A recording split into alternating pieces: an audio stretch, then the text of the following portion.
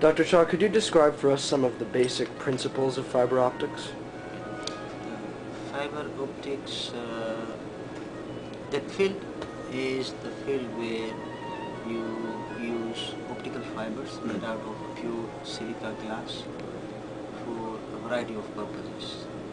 One of the best use that you can see is in telecommunications field, where you transmit tremendous amount of information over fiber which is thinner than hair.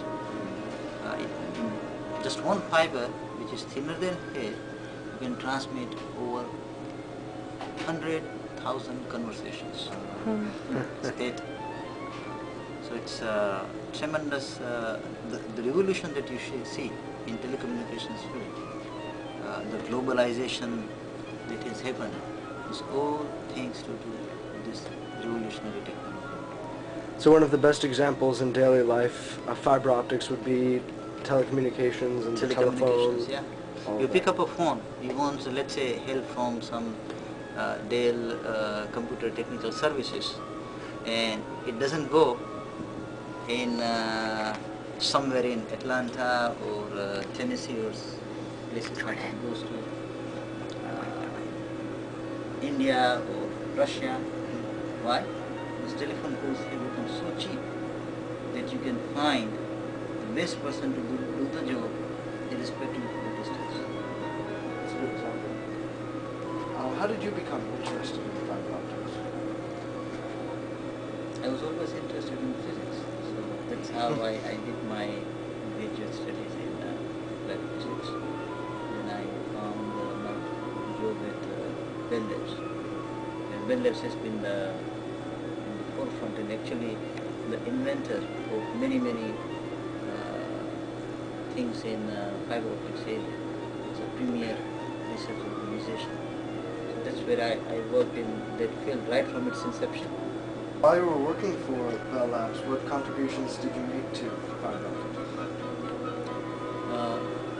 Mainly, I worked on an area where you use multiple wavelengths to transmit over one single strand of fiber. So what you can do is, just on one piece of fiber, you can transmit hundreds of wavelengths.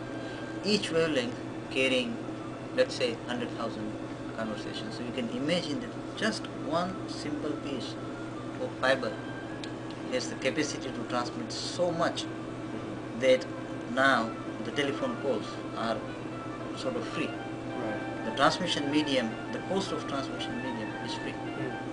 It's the services where you make money. So you can see now an overseas call may cost 2 cents or 3 cents. Can you think of that?